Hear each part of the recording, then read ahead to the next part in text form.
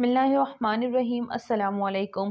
ٹیپو سلطان شہید رحمۃ اللہ تعالیٰ علیہ کی نعش کو جب قبر مبارک پر اتارا جا رہا تھا، ایک روایت کے مطابق جب قاضی عمر نماز جنازہ پڑھا رہے تھے تو ایک عجیب واقعہ پیش آیا۔ اسے سلطان کی اللہ کے ہاں مقبولیت اور کرامت ہی سے تعبیر کیا جا سکتا ہے۔ ہوا یوں کہ سخت گرمی کا موسم ہونے کے باوجود فضا میں ایسی بجلیاں کڑکی کہ معلوم ہوتا تھا کہ آسمان ٹوٹ کر زمین پر گرنے والا ہے۔ گرج کڑک اور بجلی کی چمک کے بعد اچانک بارش بھی ہونے لگی۔ ادھر انگریز سپاہی سلطان کو آخری سلامی دینے کے لیے اپنی بندوقوں سے ہواؤں میں فائر کر رہے تھے، لیکن آسمانی کڑک کے سامنے ان کے فائر کی آوازیں دب رہی تھیں۔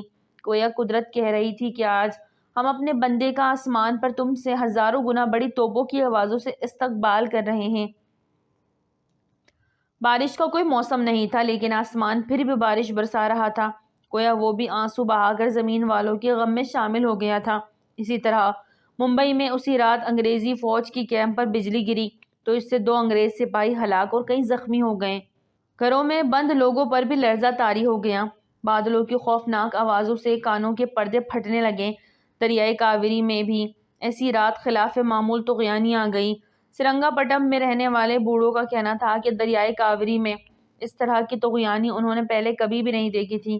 اسلام کا یہ فرزند غروب آفتاب سے پہلے منو مٹی کے نیچے جنت کے باغوں میں پہنچ گیا اور دنیاوی تھکاوٹ سے فارغ ہو کر ہمیشہ کے لیے راحت پا گیا۔ اللہ پاک ٹیپو سلطان رحمۃ اللہ شہید کی قبر پر لاکھوں نور عطا کرے، آمین ثم آمین۔ ناظرین ویڈیو اچھی لگے تو لائک کریں، چینل کو سبسکرائب کریں اور دعا میں یاد رکھیں۔ السلام علیکم۔